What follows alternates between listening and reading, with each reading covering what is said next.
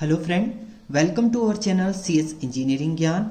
आज के operating system के ट्यूटोरियल में हम लोग देखेंगे टाइप्स ऑफ शेड्यूलर। हमने बात करी थी नेक्स्ट, इससे जो पहला ट्यूटोरियल था मैंने आपको बताया था कि आपके 3 टाइप के शेड्यूलर होते हैं, long term scheduler, short term scheduler और मीडियम टर्म शेड्यूलर। तो आज हम लोग उनके बारे में प्रॉपर वे में हम लोग पढ़ेंगे थ्रू डायग्राम।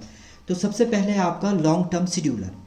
पहले डेफिनेशन देखते हैं हम। Long term scheduler is also known as job scheduler. इसे आपका जॉब शेड्यूलर भी बोलते हैं। जॉब शेड्यूल मतलब जितने भी जॉब आएंगे उनको शेड्यूल करना।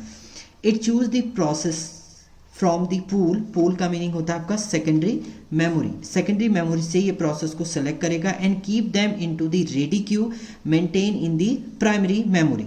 मीन्स जो भी आपका प्रोसेस है उसे सेकेंडरी मेमोरी, यहाँ कहीं आपकी सेकेंडरी मेमोरी होगी, उससे वहाँ से सेलेक्ट करेगा। सेलेक्ट करने के बाद उसे रेडी क्यू में भेजने का काम करता है आपका long term scheduler. Long term scheduler का काम होता है आपका सेकेंडरी मेमोरी से डेटा को रेडी क्यू के पास लेके आना। उसके बाद प्रोसेसर उसको एलोकेट होगा, देन वो एग्जीक्यूट होगा। तो ये काम होता है लॉन्ग टर्म शेड्यूलर का।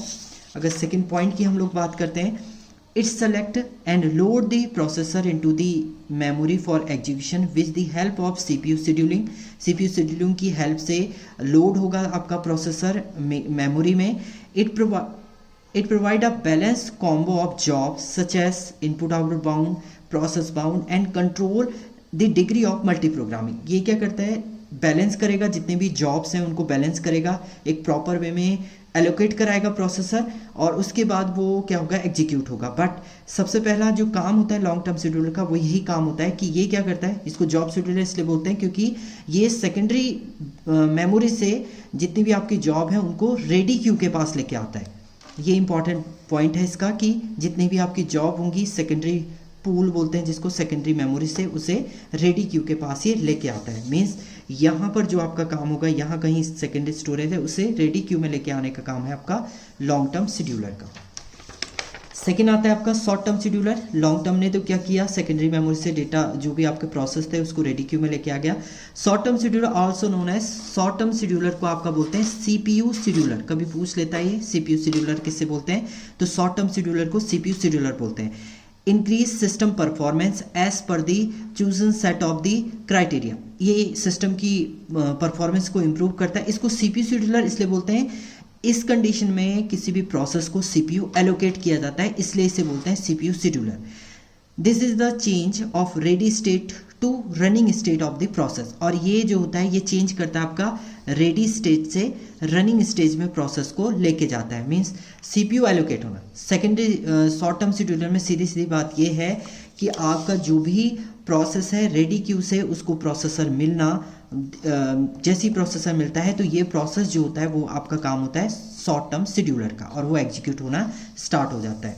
सिंपल है, रेडी स्टेज से रनिंग स्टेज में जब प्रोसेस आता है तो वो कंडीशन आपकी शॉर्ट टर्म शेड्यूलर की होती है। It select a process from the multiple processor that are in the ready state in order to execute। ready state से एक प्रोसेस को ये उठाएगा and also allocate the CPU to one of them। किसी एक को CPU allocate कराएगा। It is faster than the long term scheduler। long term scheduler से fast होता है and it also called as dispatcher as it make the decision on which process will be execute next। इसके through ही decide होता है कि आपका next process कौन सा एग्जीक्यूट होगा। तो आपका शॉर्ट टर्म शेड्यूलर का काम यही होता है कि रेडी क्यू से डेटा को प्रोसेस को रेडी क्यू से प्रोसेसर एलोकेट करना, प्रोसेस का मतलब सीपीयू एलोकेट कराना, और वो एग्जीक्यूट होगा उसके बाद। थर्ड आता है आपका इसमें medium term scheduler. Medium term scheduler आपका होता है मीडिएटर की तरह वर्क करेगा। Medium term scheduler takes care of the swap out process. Swap out process पे ही काम करता है, swap in and swap out पे मेनली। मान लीजिए अगर किसी प्रोसेसर एलोकेट है और एक हाई प्रायोरिटी का प्रोसेस आ रहा है, तो उस कंडीशन में वो क्या करेगा, जो मीडियम टर्म शेड्यूलर है यहाँ से उस डेटा को स्वैप आउट कर देगा, स्वैप आउट करेगा। And if the running state process need some input output time for completing them there is a need to change its stage from running to waiting. Simple है, अगर आप process की stage में देखते हैं, running से जब वेटिंग स्टेज में वो आता है तो वो कंडीशन होती है आपकी मीडियम टर्म शेड्यूलर की। प्रोसेसर एलोकेट है सीपीयू को, उसने कुछ वर्क किया, कुछ वर्क करने के बाद प्रोसेसर एलोकेट है किसी भी प्रोसेस को, उसने वर्क परफॉर्म किया, कुछ टाइम बाद एक हाई प्रायोरिटी का प्रोसेस आया, तो उस कंडीशन में जो प्रोसेस हाई प्रायोरिटी का प्रोसेस है उसको प्रोसेसर एलोकेट होना है, तो जो लो प्रायोरिटी का प्रोसेस है वो क्या करेगा, आपका मीडियम टर्म शेड्यूलर के थ्रू चला जाएगा वेटिंग स्टेज में और वो वेट करेगा जब तक आपका हाई प्रायोरिटी का प्रोसेस एग्जीक्यूट नहीं होता है। This is helpful in reducing the degree of multi-programming. Swapping is also useful to improve the mix of input bound and CPU bound process in the memory. Mainly इसका काम आपका swap in swap out की condition को ही follow करता है। तो simple है, long term scheduler secondary storage से डेटा रेडी क्यू में लेके आता है। अगर आप लॉन्ग टर्म शेड्यूलर यहाँ पर लगता है, लॉन्ग टर्म शेड्यूलर ये आपका हो जाएगा। एंड शॉर्ट टर्म शेड्यूलर आपका यहाँ पर काम करता है कि वो रेडी क्यू से डेटा रेडी क्यू से प्रोसेस को प्रोसेसर एलोकेट कराएगा और एग्जीक्यूट करेगा।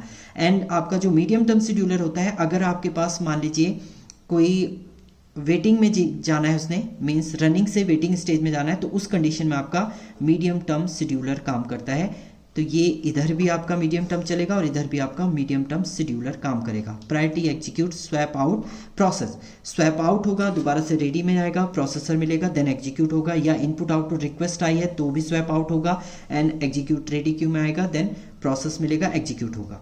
तो ये सारा प्रोसेस आपका होता है। ये आपके डिफरेंट टाइप के शेड्यूलर हैं, long term scheduler, short term scheduler and medium term scheduler. Thank you friend.